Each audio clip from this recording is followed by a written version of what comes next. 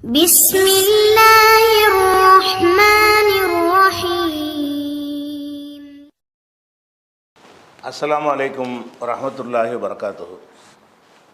அன்பிற்குரிய சகோதர சகோதரிகளே, நீங்களும் ஆலிம்களாகலாம் என்ற இந்த பாடத்தில் வெள்ளி சனி ஆகிய 2 நாட்கள்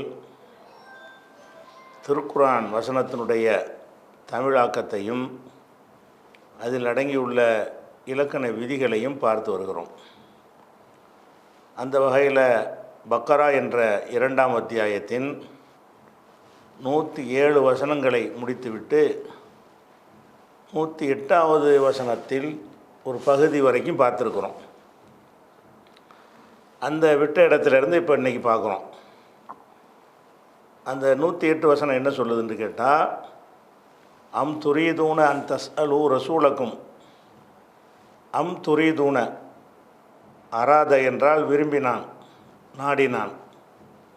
அதிலிருந்து யுரீது வருங்காலம், அதிலிருந்து முன்னிலை ஆண்பால் பன்மை துரீதூன, நீங்கள் விரும்புகிறீர்களா. அன் தஸ்அலு ரசூலக்கும், உங்களுடைய ரசூலிடத்தில், தூதரிடத்தில். இது ரசூல் நபிகள் நாயகத்தை குறிக்குது. இது நீங்கள் விரும்புகிறீர்களா என்பது சஹாபாக்களை குறிக்குது. அப்போ நீங்கள் விரும்புகிறீர்களா. அன் தஸ்அலு ரசூலக்கும், உங்களுடைய ரசூலிடம் முஹம்மது ஸல்லல்லாஹு அலைஹி வஸல்லம் அவங்களிடம் கேட்க விரும்புகிறீர்களா. தஸ்அலுன்னா கேள்வி கேட்க விரும்புகிறீர்களா. எந்த மாதிரி கேள்வினா, கமா சுயில மூசா மின் கபுலு, இதற்கு முன்னால் மூசா கேட்கப்பட்டது போல், இதற்கு முன்னால் மூசாவிடம் கேட்கப்பட்டது போல உங்கள் ரசூலிடம் நீங்கள் கேட்க விரும்புகிறீர்களா அப்படின்னு சொல்லி இது வரைக்கும் நம்ம பார்த்துட்டோம். இங்கேருந்து பார்க்கணும். அப்போ இதில் அர்த்தத்தை பார்த்துட்டாலும் இது எதை சொல்லுது. மூசாட்ட அவங்க என்ன கேட்டாங்க, மூசா நபிட்ட கேட்ட மாதிரி கேட்காதீங்கன்னு சொன்னால், மூசா நபிட்ட அவங்க என்ன கேட்டாங்கன்னு நமக்கு தெரியணும்ல. அப்போ தான் ரசூல்கிட்ட அந்த மாதிரி கேள்வி கேட்காமல் தவிர்க்க முடியும். அப்போ மூசா நபிட்ட ரசூல் ஸல்லல்லாஹு அலைஹி வஸல்லம் ஏதோ சஹாபாக்கள் கேள்விலாம் கேட்டிருக்கிறாங்க. அந்த கேள்விலாம் தப்பாகுமாண்டா ஆகாது. எந்த மாதிரி கேட்கக்கூடாது, மூசா நபியிடத்தில் அவங்க சமுதாயம் கேட்டது போல் நீங்கள் கேட்டுறாதீங்க. அப்போ இந்த மூசா நபிட்ட அவங்க என்ன கேட்டாங்க என்பது இங்கே சொல்லப்படலை. சொல்லப்படாவிட்டாலும் குர்ஆனில் வேறு இடங்களில் நமக்கு அது சொல்லப்பட்டிருக்கிறது. மூசா நபியிடத்தில் அந்த சமுதாயம் கேட்ட இடக்கு முடக்கான கேள்விகள், ஒரு 4 விஷயம் அவங்க கேட்டதாக குர்ஆனில், அதாவது தவறான கேள்விகள் 4 விஷயங்கள் கேட்டதாக குர்ஆன்லேருந்து நம்ம அறிகிறோம். அது என்ன வசனத்திலேருந்து அறிகிறோம் என்று கேட்டால், இந்த ஒரு செய்தியை பாருங்கள். இதுவும் மூசாட்ட கேட்ட கேள்விக்கு எடுத்துக்காட்டுறது தான். ஓ ஜாவஸ்னா பி பனி இஸ்ராயீலல் பஹ்ர. இது பக்கராவுடைய நம்ம வசனத்தில் உள்ளது கிடையாது. இது 7வது அத்தியாயத்தில் 138, 139, 140 வரைக்கும் உள்ள வசனங்களை பார்க்குறோம். எதுக்கு பார்க்குறோம்னு கேட்டால், இது மூசா நபிட்ட அவங்க கேட்டாங்கல்ல ஒரு கேள்வி, அந்த கேள்வியை பற்றி இது பேசுகிறது. அதுக்காக அதை எடுத்து கொண்டாந்து வச்சு இதை விளங்கி இந்த கருத்தை அதில் இணைச்சிக்கிறணும். குர்ஆனில் ஒரு வசனத்துக்கு வேற ஒரு வசனம் விளக்கமாக இருக்கும். அந்த வகையில் இவங்க கேட்ட ஒரு கேள்வியை பாருங்கள். ஓ ஜாவஸ்னா, ஜாவஸ்னா கடக்க வைக்கிறது, கடல் கடக்க வைத்தோம். பிபனி இஸ்ராயீல, இஸ்ரவேலர்களை அல் பஹ்ர, கடலை கடக்குமாறு செய்தோம். கடலை கடக்குமாறு செய்தோம் என்றால் ஃபிரௌனை மூழ்கடித்து, கடலை 2ஆக பிளந்து ஃபிரௌனை மூழ்கடித்து கடல்லையே ஒரு காய்ந்த பாதையை ஏற்படுத்தி அந்த பாதை வழியாக இஸ்ராயேல் மக்கள் எல்லாம் காப்பாற்றினான்ல, அதை தான் சொல்கிறான். ஓ ஜாவஸ்னா, நாம் கடக்க செய்தோம். பி பனி இஸ்ராயீல, இஸ்ரவேலர்களை அல் பஹ்ர, அந்த கடலை கடக்க செய்தோம். அத்தோ, கடலை கடந்தாச்சு. எகிப்திலிருந்து கடல் மார்க்கமாக அந்த பக்கம் வந்தாச்சு. அத்தோவாலா கௌமின், அவங்க என்ன செஞ்சாங்கன்னா ஒரு கூட்டத்தாரிடம் வந்தார்கள். என்ன கூட்டம்னா, யாக்குஃபூன அலா அஸ்னாமின் லகும், தங்களுடைய சிலைகள் மீது அக்கஃபன்னா வணக்கமாக தங்குறது, வணங்கி கொண்டிருக்கிறேன்னு அர்த்தம் வைங்க. அலா கோமின் யாக்குஃபூன அலா அஸ்னாமின் லகும், அவங்களுடைய பல சிலைகளுக்கு மத்தியில் வணங்கி கொண்டு இருந்த ஒரு கூட்டத்தையும் கடந்து வர்றாங்க. கடலை கடந்து போனால் அங்கே ஒரு கூட்டம் இருக்கிறது. அந்த கூட்டம் பல சிலைகளை வைத்து வணங்கி கொண்டிருக்கிறது. அதை பார்த்தவுடனே காலு, அவங்க கேட்டாங்க, மூசாவுடைய கூட்டத்தார் கேட்டாங்க, யா மூசாவே இஜ் அல்லனா இலாகன், எங்களுக்கு ஒரு கடவுளை ஏற்படுத்து, கமாலகும் ஆலிகத்தும், இவர்களுக்கு பல கடவுள்கள் இருக்குல்ல, இந்த மாதிரி எங்களுக்கும் கடவுளை ஏற்படுத்து என்று கேட்குறாங்க.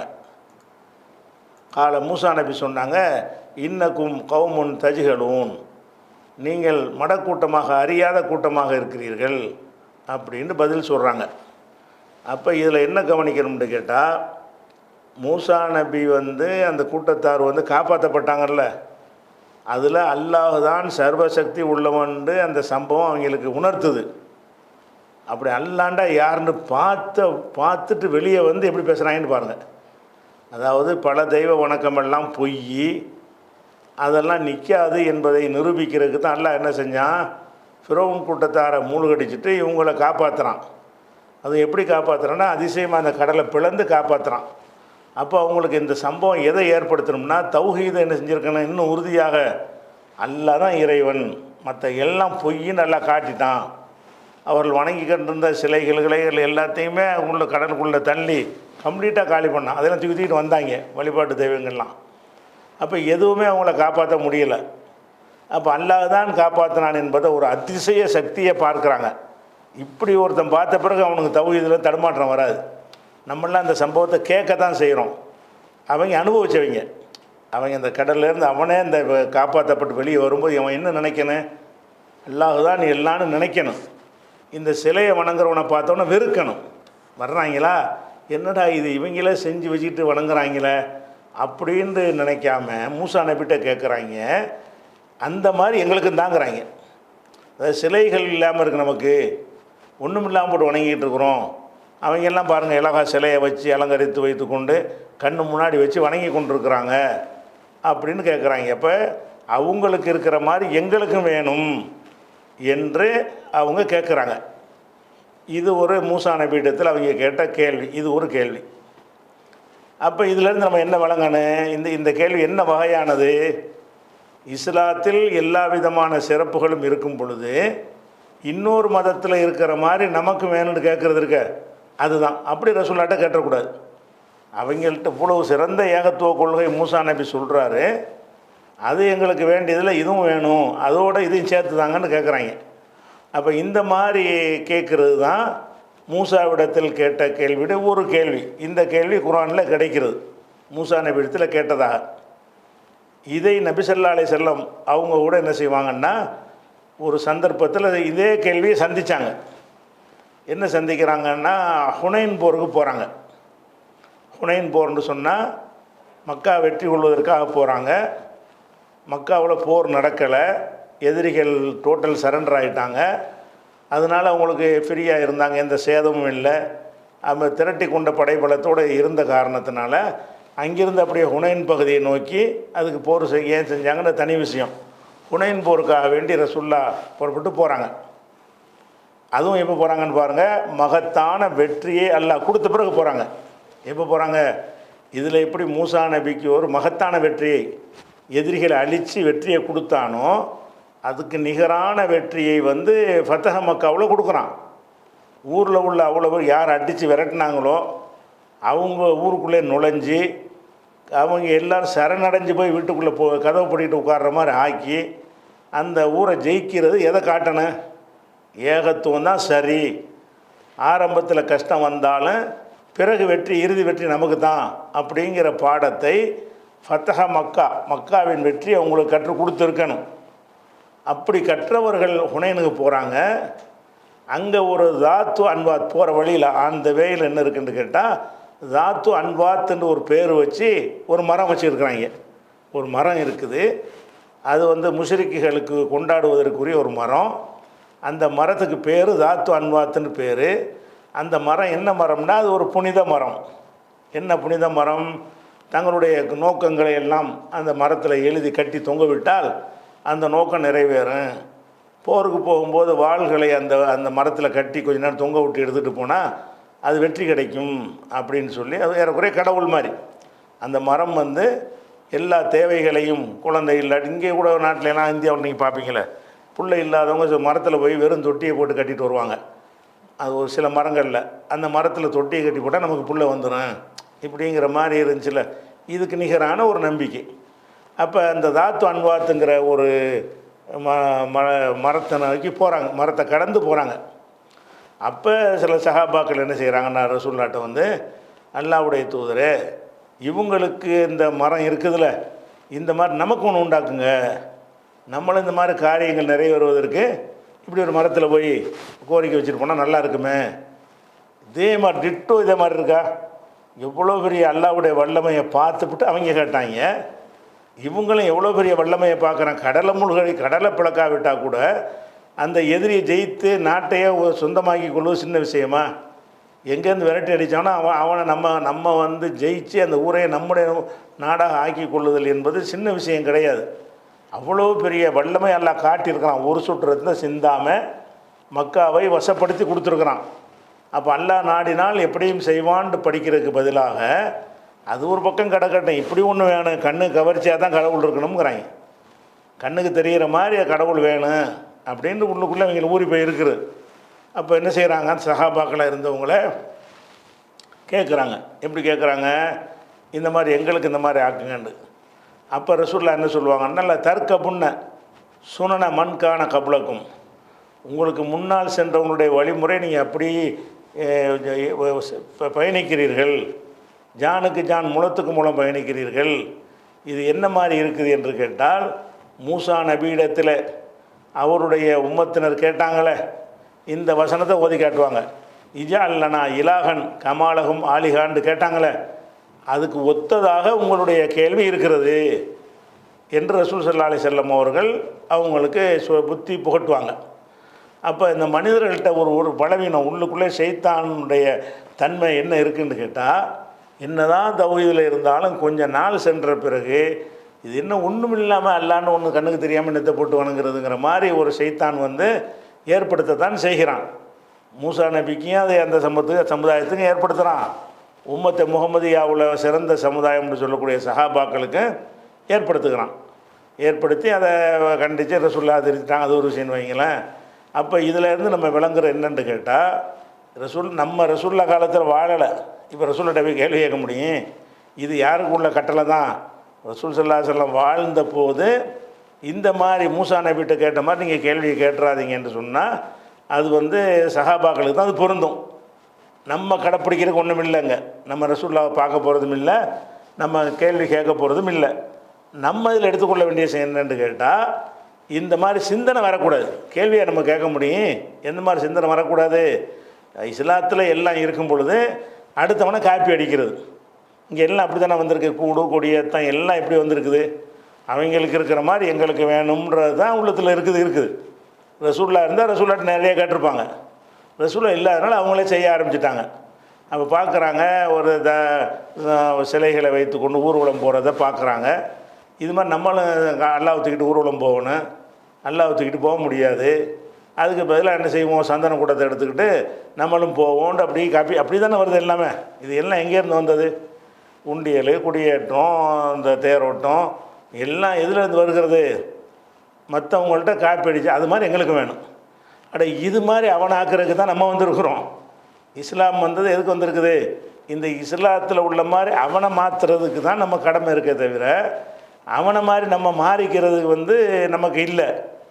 ஆனால் அப்படிப்பட்ட எண்ணம் இருக்குதா இல்லை? இன்றைக்கி சஹாபாக்களுக்கு இருந்துச்சின்னு சொல்கிறோம். உங்கள் கேள்வி கேட்டதுனால தெரியுது. இன்றைக்கி கேட்காம எல்லாம் இருக்கிறீங்களா இல்லையா? கல்யாணம் காட்சி அத்தனையும் அவனை தானே காப்பி அடிக்கிறீங்க. நம்மள்கிட்ட சிறந்த வழிமுறைகள் இருந்தால் கூட நம்ம என்ன செய்கிறோம், அவன் பட்டாசு விட்டுச்சு ஆடம்பரமாக பண்ணி சீரியல் லைட்டு போட்டு பணத்தை விரயம் பண்ணி கல்யாணம் பண்ணுறதை பார்க்குறோமா? அந்த மாதிரி எனக்கு வேணும். நபிகள் நாயகம் இருந்து அங்கே போய் கேட்டிருப்பாங்க. இல்லைன்னொன்னே செயல்பட ஆரம்பிச்சிட்டாங்க. ஏன்னா உனக்கு தான் எளிமையாக கல்யாணம் பண்ணிட்டு ஒரு வழிமுறை சொல்லி தந்திருக்குல்ல.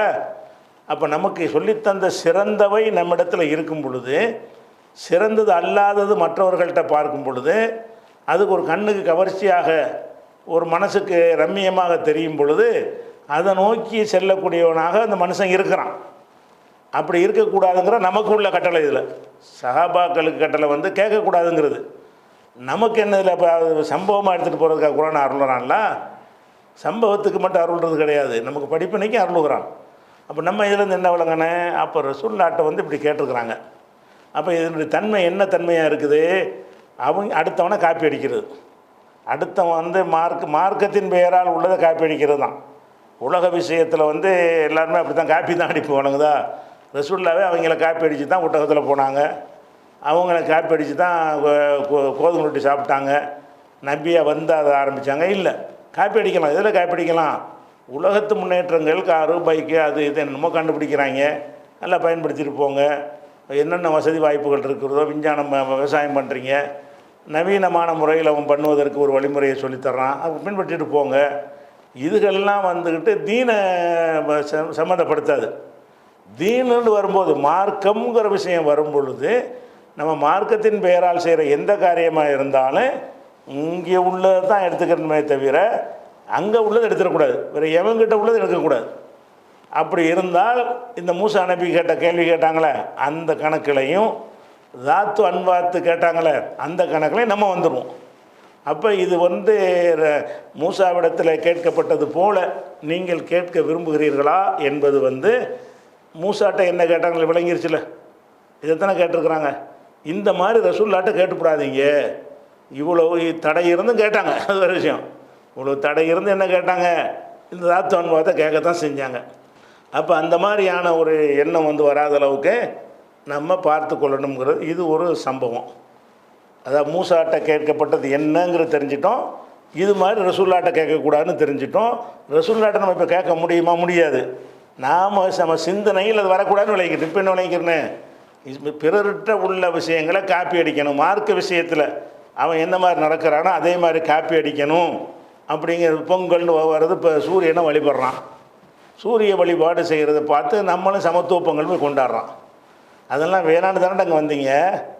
நல்லா ஒருத்தன் தான் கடவுள்னு சொல்லிட்டு வந்துவிட்டு நீங்கள் படைப்பினத்தை வந்துக்கிட்டு நீங்கள் போய் வணங்குறீங்களே, இங்கே எங்கேருந்து வருது இதெல்லாம்?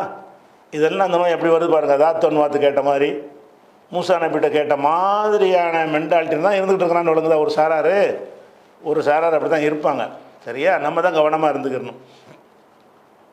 இது ஒரு விஷயம். இது வந்து 7வது சூறாவில் 138லேருந்து 140 வரைக்கும் அந்த விஷயம் சொல்லப்படுது. எந்த விஷயம்?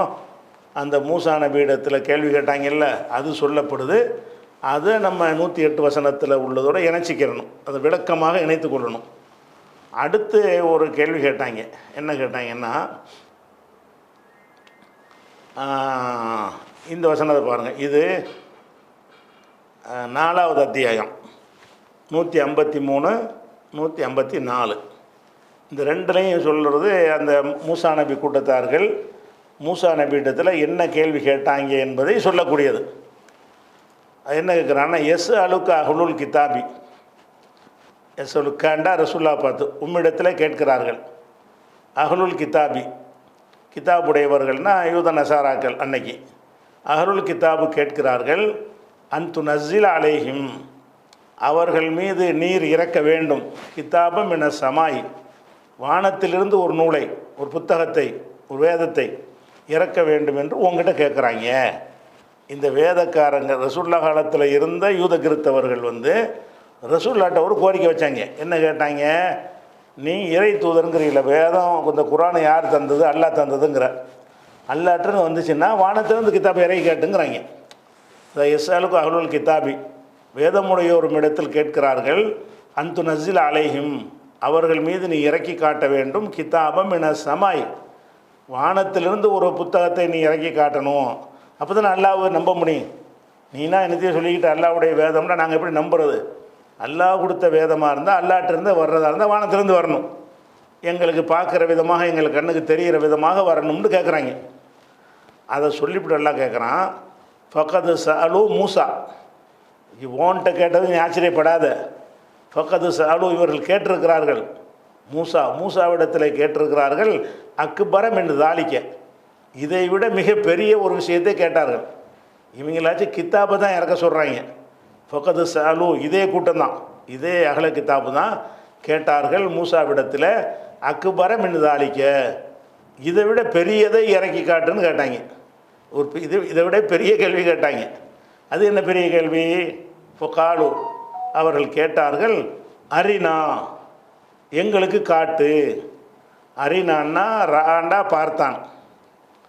அதை அஃபாலான்னு பார்த்தோன்னா அராண்டு வந்துடும், ஆண்டு வரும். இந்த ராவுக்கு மட்டும் தனி சட்டம் சொல்லியிருக்கிறோம். ராவில் உள்ள அந்த ஹம்சா ராவில் மட்டும்தான் இருக்கும், பாக்கி எல்லா இடத்துலையும் போயிடும். ஆண்டு நடுவில் ஹம்சா இருக்குல்ல, எரு ஆண்டு சொல்லாமல் எரான்னு தான் சொல்லுவாங்க. ரா எரா அது மாதிரி ராவுங்கிற ஃபேலுக்கு மட்டும் ஸ்பெஷல் சட்டம் இது. இந்த சர்ஃபுலையே ரா என்கிற ஒரு ஃபேலுக்கு மட்டும் ஒரு சிறப்பு சட்டம் இருக்கிறது. அது நடுவில் உள்ள அந்த ஹம்சா ஆண்டு சென்றகால வினையில் மாத்திரம்தான் இருக்குமே தவிர பாக்கி எல்லா இடங்கள்லையும் அது பாட்டு போய் கண்ணுக்கு தெரியாது. அப்போ ரா என்பது அஃபாலாண்டு ஆக்குனா ஆண்டு வரணும். சொல்ல மாட்டாங்க, அரா தான், அங்கே ஹம்சா போயிடும். அப்போ ஆண்டா அராண்டு வந்துடும்.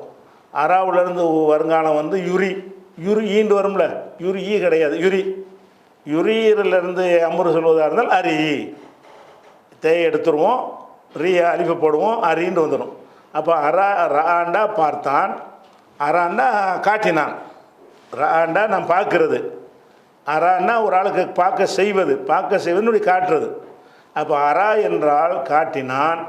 அதுலேருந்து ஏவல் வினை அரி அஃபாலை. இது ஃபஆலர் கிடையாது, ராங்கிற ஃபஆலங்கிற வசன் கிடையாது, அஃபாலைங்கிற வசன். அப்போ நான் ரெண்டு வார்த்தை இருக்குது. அரி காட்டு, நான் எங்களுக்கு காட்டு. எதை காட்டு? அல்லாஹவை காட்டு. ஜஹரத்தன் பகிரங்கமாக காட்டுன்னாங்க. உங்ககிட்ட கிதாபை தான் இறைய கேட்குறாங்க. இது சின்ன கேள்வி. மூசாட்ட என்ன கேட்டாங்கன்னா, அல்லா இருக்குன்னு சொல்கிறீங்கள, அல்லாஹ் கொண்டாந்து காட்டுன்ட்டாங்க. இப்போ காலு சொன்னார்கள், அரினா எங்களுக்கு நீ காட்டுவாயாக அல்லாஹவை நீ காட்டு. ஜஹரத்துன்னா பகிரங்கமாகன்னு அர்த்தம். இந்த தொழுகையில் சிறு ஜஹருலாம் சொல்கிறோம்ல, ரகசியமாக ஓதுறது, சத்தம் போட்டு ஓதுனா ஜஹரும்போம். அது வெளிப்படையானது, பகிரங்கமானதுக்கு அர்த்தம். அரினல்லாக ஜஹரத்தன், அல்லாஹவை வெளிப்படையாக பகிரங்கமாக என்ன செய்ய, அதை கண்ணுக்கு முன்னாடி காட்டுன்னு கேட்டாங்க. இது பெரிய கேள்வி. உம்மிடத்தில் இவர்கள் இப்போது கேட்கிற கேள்வியை விட மூசா நபியிடத்தில் அப்போது இவர்கள் கேட்ட கேள்வி ரொம்ப கடுமையான கேள்வி. இந்த மாதிரி கேட்டார்கள். அகதத்துக்கு சாயிக்கத்து, உடனே ஒரு இடி முழக்கம் அவர்களை பிடித்தது. உள்மிகும், அவங்க செஞ்ச அநியாயத்தின் காரணமாக அல்லாவை காட்ட சொல்கிறியா? அல்லாவுடைய பவர் உனக்கு தாங்க முடியுமா? எதுக்கு அல்லா காட்டாமல் இருக்கிறான்? காட்டுற பெரிய விஷயமா? அவனை பார்க்க இயலாது, நம்ம பசுமாவாக போயிடுவோம். ஏன்னா மூசா நபியே கேட்டார், இறைவா எனக்கு நீ உன்னை பார்க்கணும், ரப்பி அருணி அவங்க ஒரு இலைக்க, இறைவா உன்னை காட்டு, உன்னை நான் பார்க்க வேண்டும்ன்றவுடனே அல்லாஹ் என்ன சொன்னான்? காலலன் தராணி, என்னை நீ பார்க்கவே முடியாது, உன்னை பார்த்து தான் ஆகணும்னு சொன்னால் அந்த மலையை பார். உலாக்கின் உந்துரு இலல் ஜபலி, அந்த மலையை பார். அந்த மலைக்கு என்னுடைய காட்சியை காட்டுகிறேன், உனக்கு காட்டலை, அந்த மலைக்கு காட்டுறேன்.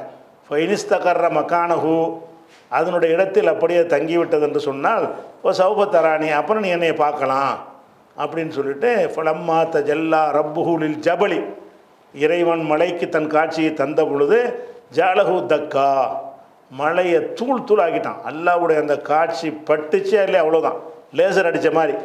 அல்லாஹ் தன்னுடைய அந்த ஒளி பிம்பத்தை மலைக்கு பாய்ச்சுகிறான். அது லேசர் பட்டவொன்னு என்ன செய்யும், குறிப்பிட்ட பாயிண்ட் வச்சு அந்த பாயிண்ட்டை மட்டும் காலி பண்ணும்ல, அந்த மாதிரி என்ன செய்யுதுன்னு கேட்டால் மழை தூளாயிடுச்சு. இவ்வளோ உறுதிமிக்க ஒரு மழை என்னுடைய அந்த ஒளியை பார்க்க முடியாதுன்னு சொன்னால், தாங்க முடியாதுன்னு சொன்னால் நீ என்னவாயிருவ? உருகி போயிடுவ. நீ பார்க்குறான்னு கேட்குற. அது மறுமையில் நம்ம வேறு படைப்பை படைக்கப்படுவோம், உருகி போகாத படைப்பு, அப்போ பார்ப்போம். அது படைப்பே வேறு. நம்ம அதிக வலிமை உள்ளவர்களாக இந்த படைப்புடைய பல தன்மைகள் மாற்றப்பட்டு நம்ம இருப்போம். அந்த கதை வேறு. இங்கே ஸ்தூல உடலை வைத்து கொண்டு ஒரு நாள் பார்க்க முடியாதுன்னு சொல்கிறான்ல. அந்த மாதிரி விஷயத்தை மூசா நபியும் கேட்டாங்க, அவங்களுக்கு பாடம் கற்பிச்சுட்டான். இவங்களும் கேட்குறாங்க, அரினல்லாக ஜஹரா, அல்லாவை நேருக்கு நேரம் காட்டுனாங்க.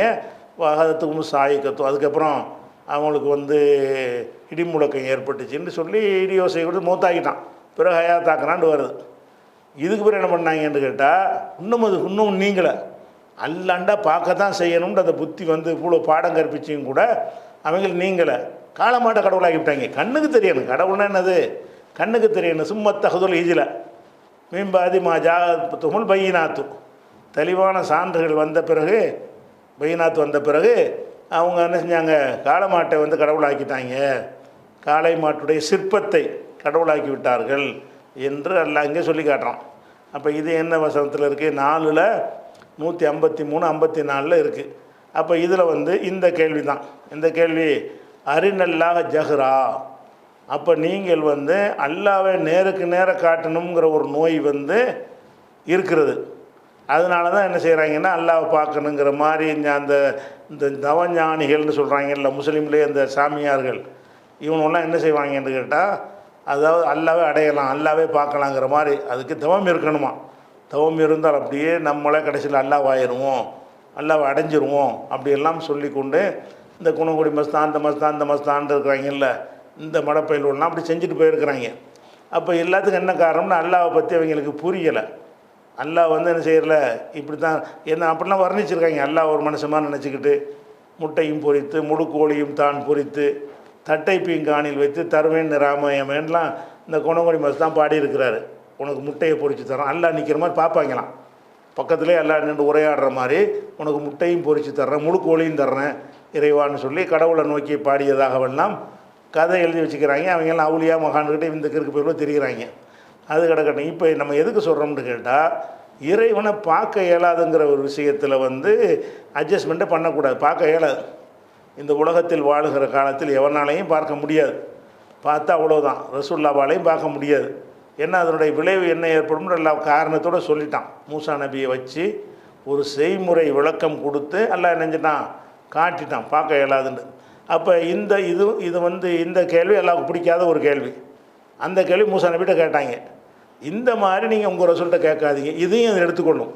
108 சொல்லுத கமா சுயில மூசா மின் கபுலு, இதற்கு முன்னர் மூசாவிடத்தில் கேட்கப்பட்டது போல் நீங்கள் வந்து உங்கள் நபிகிட்ட கேட்காதீங்கன்னு நல்லா சொல்கிறானே, அது வந்து அந்த விஷயத்துக்கும் எடுத்துக்கொள்ளும். அல்லாவை காட்டுன்னு கேட்டாங்கல்ல, அந்த மாதிரியான ஒரு விஷயத்துக்கும் எடுத்துக்கொள்ளும். எந்த ஒரு கட்டத்திலையும் இறைவன் சொல்கிறாங்கிறீங்களே, இறைவனை கொண்டாந்து காட்டுங்கன்னு கேட்டுவிடாதீங்க அப்படிங்கிற ஒரு விஷயத்தை எல்லாம் இதில் சொல்லி காட்டுறான். இதில் நம்ம போய் ரசூலுல்லாஹ்ட்ட கேட்க போகிறதில்ல. ஆனால் இறைவனை காணலாம், கனவுல கண்டார்கள். அபு ஹனீஃபா 40 தடவை கனவுல கண்டார்கள்லாம் கதை விடுவாங்க. அதெல்லாம் சும்மா கனவு, இறைவன் யாருன்னு பார்த்தா தான் கனவுல கண்டதை எல்லாத்தையும் கண்டுபிடிக்க முடியும்.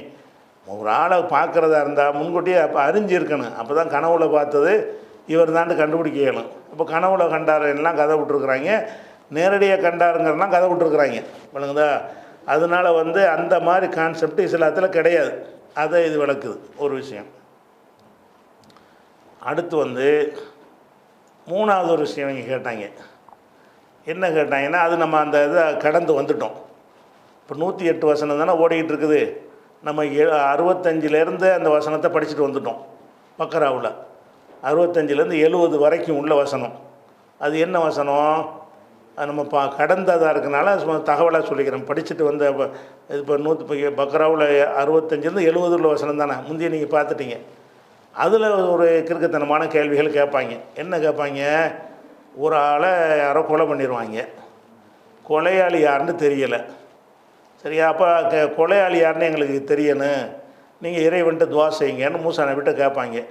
அல்லாஹ் என்ன செய்வான்னு கேட்டால், கொலையாளியை கண்டுபிடிக்கிறதுக்கு ஒரு மாட்டை அறுத்து அந்த மாட்டினுடைய ஒரு பகுதியை எடுத்து அதை கொலையாளி மேலே தூக்கி போட்டோம்னு சொன்னால், அந்த கொலையாளி சற்று நேரம் உயிர் பெற்று எழுந்து தன்னை கொலை செஞ்சது யாருன்னு அவனே சொல்லுவான்.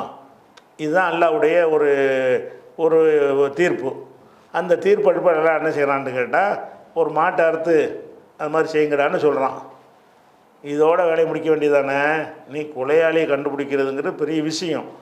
அந்த காலத்தில் இந்த காலத்தில் உள்ள மாதிரியான தடயங்கள், ரேகைகள், இந்த மாதிரி சாதனங்கள்லாம் கிடையாது. முடிஞ்சது தான். ஐ விட்னஸ் இருந்தாலே தவிர, நேரடி சாட்சிகள் இருந்தாலே தவிர ஒருத்தனை கொலையாளியை கண்டுபிடிக்கிறதுக்கு எந்த துப்பும் இல்லை. அப்போ அல்லாஹ் அதிசயமான முறையில் என்ன செய்கிறான், உங்களுக்கு ஒரு ஏற்பாடை செய்கிறானோ, அல்ஹம்துலில்லாஹ் அந்த இப்போவே இருக்கிற ஒரு மாட்டேன்னு சொல்லி அறுத்துருந்தாங்கன்னா கதை முடிஞ்சிருக்கும். இவங்க என்ன பண்ணுறாங்க, அந்த மாடு என்ன மாடு, அது காளை மாடா பசு மாடா, அந்த மாட்டை என்ன அதோட கலர் என்ன, அது என்ன, இது கேட்டாங்களா? கேள்விக்கு மேலே ஒரு கேள்வி அல்லாஹ் ஒரு விஷயத்த சொல்லிட்டான்னு சொன்னால் அதோடு நிறுத்திக்கணும். திருப்பி திருப்பி கேள்வி கேட்கணும், டைட் ஆகி போயிடும். இப்போ மாட்டாருன்னா விசாலமாக இருக்கும், எந்த மாட்டை வேணாலும் பிடிச்சா இருக்கலாம். மாட்டாருங்கிறது விசாலமான ஒரு அனுமதி எல்லாம் கொடுத்துட்டாங்கும் போது நம்ம கேள்வி கேட்டு கேட்டு அதை சுருக்கிடக்கூடாது. என்ன, எந்த கலர் மாடு, மஞ்சள் மாடா, மஞ்சள் மாடாக இருக்கும்போது 1,00,000 மாடு இருந்தால் 95,000 மாடு ஓடி போயிடுறதில்ல, மீதி 5 தான் இருக்கும். அந்த 5க்குள்ள மரம் என்னென்னு மரம் காட்டின்னு சொன்னால் அதுக்கு சில கண்டிஷன் போட்டோன்னே அது காளை மாடாக இருக்கணும், வயலில் வேலை செய்யக்கூடாது, அப்படியா இப்படியான்னு போட போட குறைஞ்சி அப்படி ஒரு மாடு இருக்கிறத ஒத்த மாடு தான் உலகத்தில் இருக்குங்கிற அளவுக்கு ஆகி போயிடும். அப்போ அதை போய் தேடி பிடிக்கணும். எங்கே போய் தேடுறது? ஊர் அலையணும். இந்த மாதிரி மாடு இருக்கா, இந்த மாதிரி எவ்வளோ கஷ்டப்பட்டுருப்பாங்க இந்த ஒத்த மாட்டுக்காக வேண்டி. இவங்க எடுத்தெடுப்புலையே அல்லாஹ் சொன்னதை கேட்டிருந்தாங்கன்னு சொன்னால் லேசாக முடிஞ்சு போயிடும். அல்லாஹ் ஒன்று சொல்லாமல் விட்டுட்டான்னு சொன்னால் அவன் மறக்கக்கூடியவனா? தெரிஞ்சுதானே விட்டுருக்கிறான். உம்மத்துகளுக்கு நம்ம அடியார்களுக்கு அருளாக இருக்கட்டும், அவங்க எதை வேணால் செஞ்சுட்டு போகட்டும் அப்படின்னு சொல்லி அல்லாஹ் நினைஞ்சிருக்கிறான். அது ஒரு ஃப்ரீயாக கொடுத்துருக்குறான். இவங்க அதில் கேள்வி கேட்டாங்க. இதனுடைய தொடர்ச்சி நம்ம நாளைக்கு பார்ப்போம்.